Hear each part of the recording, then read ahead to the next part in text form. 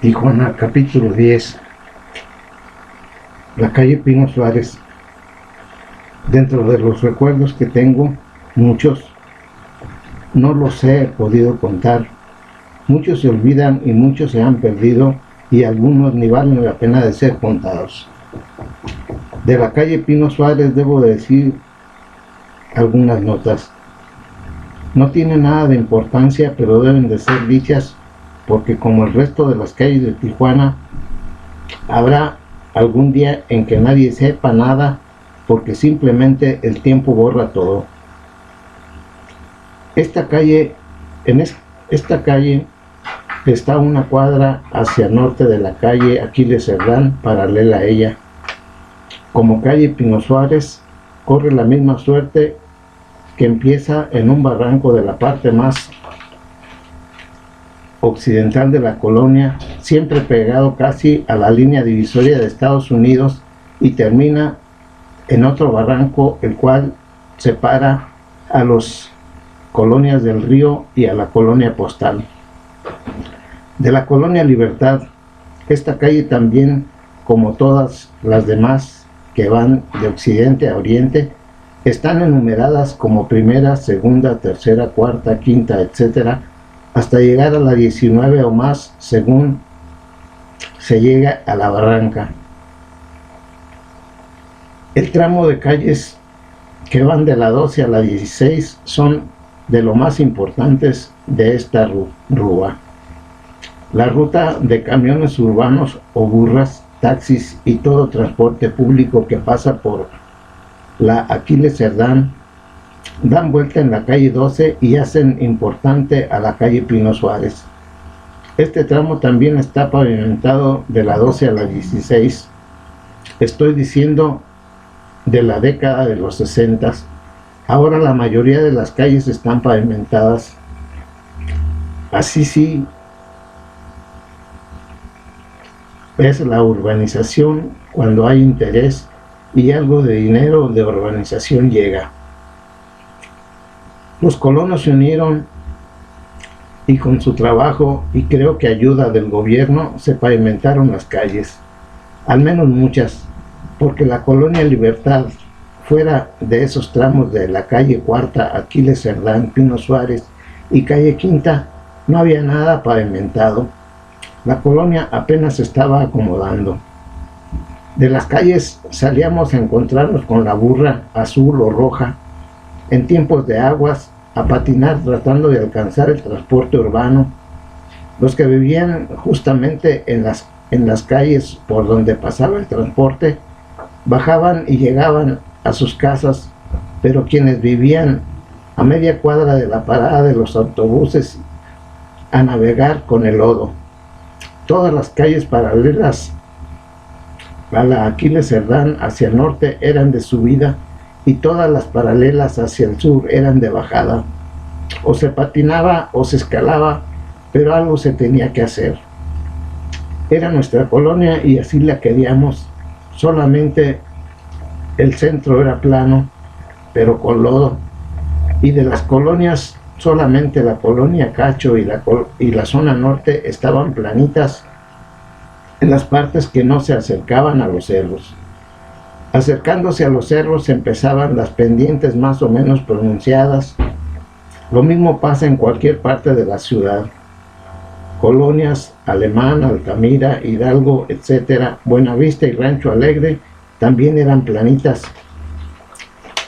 Pero una época de lluvia eran verdaderas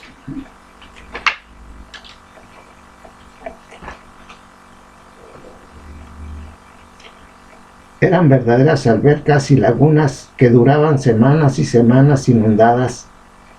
Esto, como digo, en los años 60. Cada 5 o 10 minutos, a veces hasta 15, pasaban los camiones urbanos. Los taxis eran más rápidos, pero cobraban más. Las burras rojas venían de la tienda Franco, así se llamaba la parada final, la tienda Franco, y las burras azul venían del aeropuerto. Por la avenida del mismo nombre llegaban y tomaban en la calle 16, la Pino Suárez.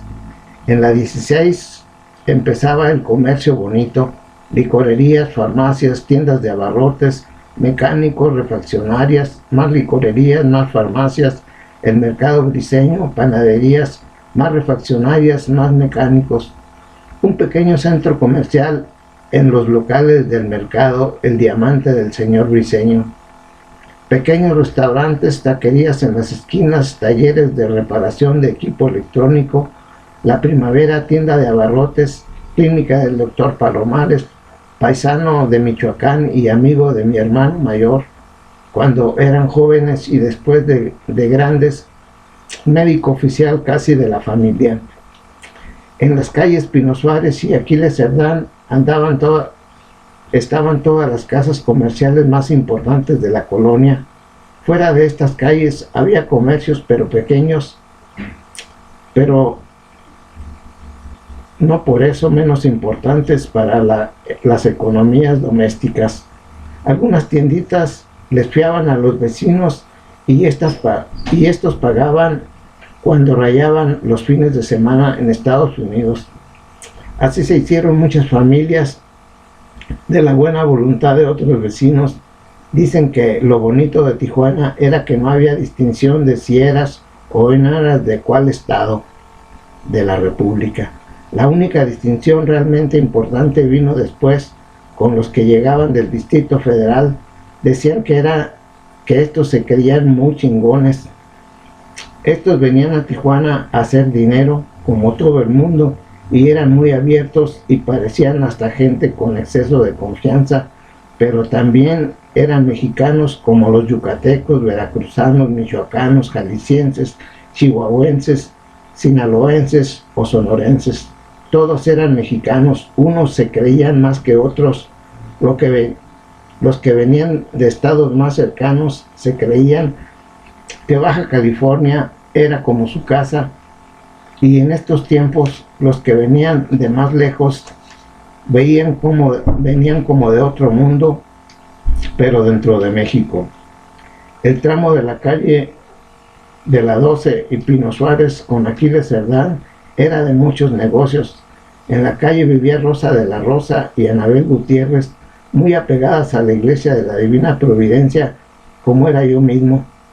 Ellos vivían justamente detrás del edificio de la iglesia, como yo cuando vivía en la calle 7 junto a la pequeña iglesia de la calle 7, donde aprendí a ayudar en la celebración de la Santa Misa. Casi todos los niños católicos éramos ayudantes de los sacerdotes y pertenecíamos a organizaciones católicas. Íbamos a jugar fútbol o se tenían pláticas sobre el fortalecimiento de la voluntad. Pláticas del obispo americano Fulton J. Sheen nos motivaban en el fortalecimiento del carácter. Un joven de carácter era el título de su libro y la leíamos para tener ejemplos de virtud. Llegué a tener pensamientos de vivir una vida más como el santo cura de Ars, el santo francés. Después, cuando estuve en Francia, pude visitar su tumba. Pero él fue santo y yo no, y quisiera no serlo, porque ser santo es vivir una vida completamente antinatural, o al menos no común. Quiero ser como Vicente, no Vicente Fox, e ir a donde va toda la gente. Contradicción interna mental que más martiriza, porque los que bien se aprenden nunca se olvida, y lo que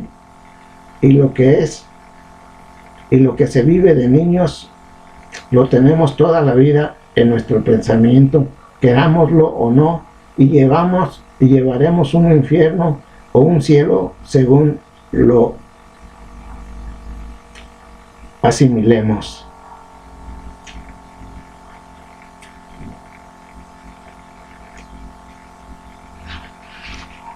Fin del capítulo 9, o el capítulo 10, que es la calle Pino Suárez.